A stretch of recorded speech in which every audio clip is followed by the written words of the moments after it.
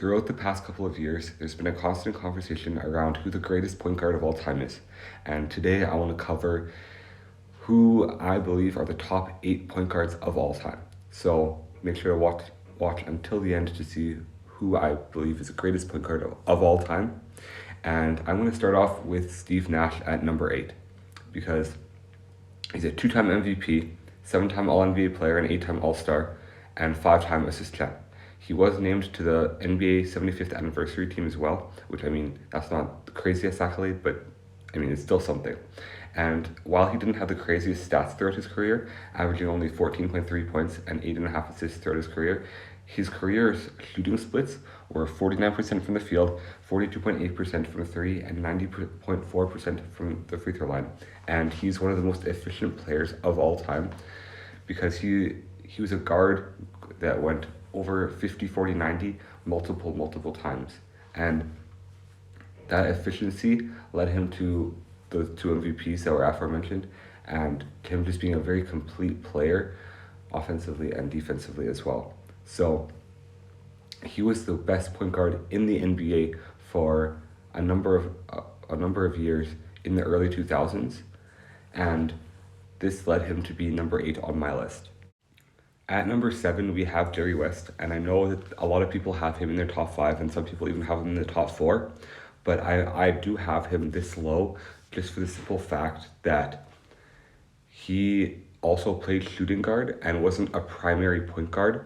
So it's hard to rank him at the point guard position just because he also played shooting guard. However, I will say that his stats of 27 points per game, 5.8 rebounds, and 6.7 assists are impressive regardless of era. He was a 14-time All-Star, 5-time All-Defensive Player, 12-time All-NBA player, and won the championship in 1972, where he was also the assist champion that year. So he was a great player and a great point guard, but he was also just kind of a combo guard where he played both point guard and shooting guard, so that kind of lowered his ranking for me personally. Now at number 6, we have our first active player in Chris Paul, and Chris Paul is one of the most dynamic, creative passers of all time. He's a 12-time All-Star, 5-time assist champion, 6-time steal champion, 11-time All-NBA player, and a 9-time All-Defensive player. For his career, he has career averages of 13.9 points and 8.9 assists, while shooting 44% from the field, 37.5% from the three-point line, and 83.1% from the free throw line. And while his numbers don't necessarily pop off the page for you, if you have watched Chris Paul throughout his career, he has been an all-time dynamic player and has averaged even 2.1 steals per game on the defensive side of the ball. He disrupts the game in so many different ways defensively, and on the offensive side of the ball, he's one of the greatest facilitators of all time, one of the greatest true point guards of all time, and has done that on a number of different teams. He has not won a championship, but in one of his years in Houston in 2017-2018, he definitely had the opportunity before he got hurt in the Western Conference Finals, and the Houston Rockets were very close to beating the Golden State Warriors if he had stayed healthy. So I do believe that he's the 6th greatest point guard of all time. In the number 5 spot, we do have Russell Westbrook, and Russ has been a highly contentious player throughout his career, especially in his 2 years with the LA Lakers, where he got clowned on because people believed he could not shoot the ball from 3.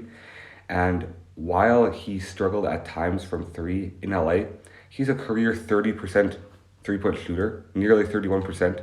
So that's not as bad as people make it out to be.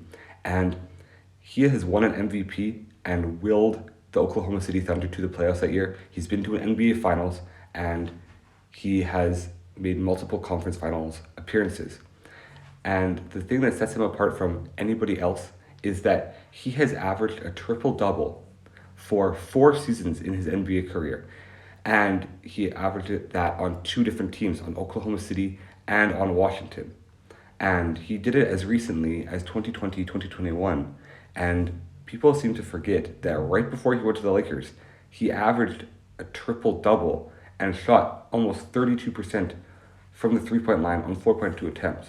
So he is the 5th greatest point guard in my opinion because he's done things that nobody else has done in NBA history. And his flaws are over amplified, and his strengths are undervalued by a lot of NBA media and NBA fans. In the number 4 spot, we have a player that has actually been compared to Russell Westbrook a lot because of how they could both fill up a stat sheet in Oscar Robertson.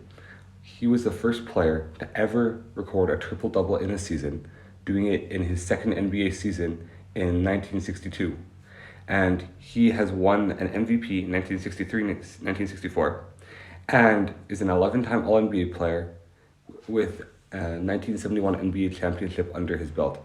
He kind of set the stage for a guy as a point guard who was a little bit bigger, being 6'5", and in his day that was a little bit more unorthodox, and set the stage for big point guards like a guy like Magic Johnson, or even in today's game Luka Doncic.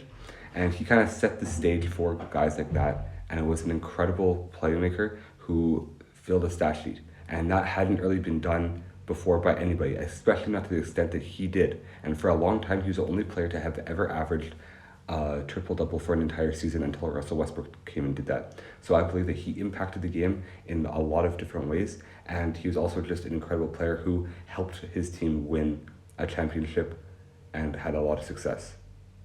In the number 3 spot, we have arguably the greatest passer of all time. His record of assists in a career will probably never be broken, as well as his all-time steals record that will also probably never be broken. John Stockton was the epitome of a great passer and a table setter point guard who could also score. He shot 51.5% from the field for his career, and shot 38% from three as well, in a time where lots of people didn't shoot a high percentage. And during the latter part of his career, he actually got up to a 45% three-point shooter, which for his time was really impressive. He didn't shoot a lot of attempts, but he was also just able to hit a three when needed. So that really added something to his game.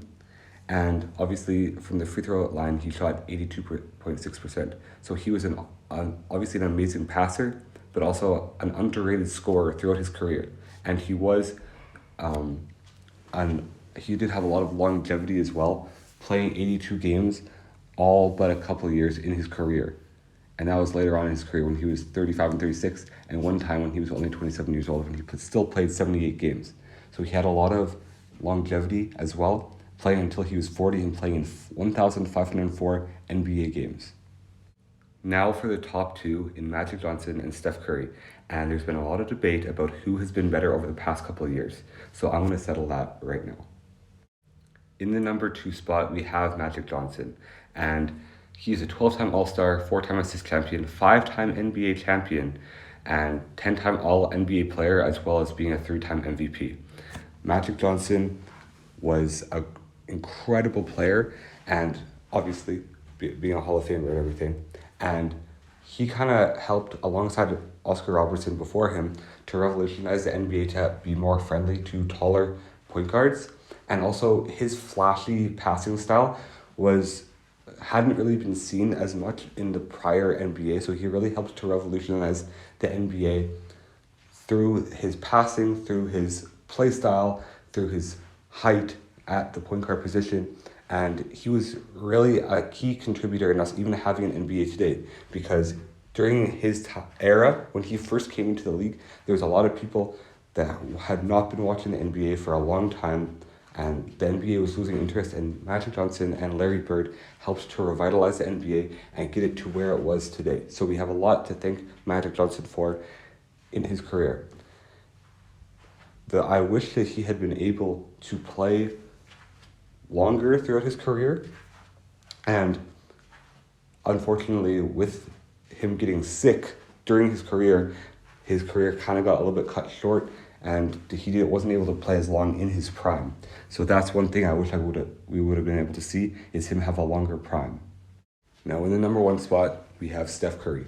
And I know this is a controversial opinion, but he is obviously the greatest shooter of all time, and has revolutionized the game of basketball to a point that no one else in NBA history has.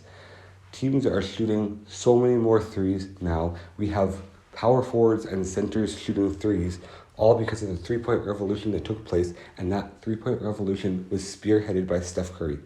He holds the record of most three-point makes of all time by a fairly wide margin, and is only going to continue growing as he gets deeper into his career. And he has won a unanimous MVP. No one had ever won a unanimous MVP before, and he actually has 2 MVPs under his belt. He has 4 NBA championships and 1 Finals MVP, and he proved that he could win as the best player on his team and the undisputed best player on his team when he won in 2021 with the Golden State Warriors after KD had left, as Clay was just getting back from injury. Draymond had some ups and downs throughout that season, and Steph Curry literally willed them to the championship that year. And he is the greatest point guard in my eyes because of the gravity that he has on and off the ball, and how he has changed the game so drastically. When Magic Johnson was coming up through the league, of course he revolutionized the game, as I mentioned before, by his flashy passing and being a bigger point guard. But you didn't see centers in the next era throwing crazy flashy passes. Steph Curry has revitalized the league for literally every position from 1 through 5. And that's why I believe that he's the greatest point guard of all time, as well as he has the accolades and the statistics to go along with it. He has those 2 MVPs, he has the 4 championships, and he is, in my mind, the greatest point guard of all time. Thank you for watching. God bless you all. Let me know what you would have changed in the comments below, and make sure to like, comment, and subscribe to the channel.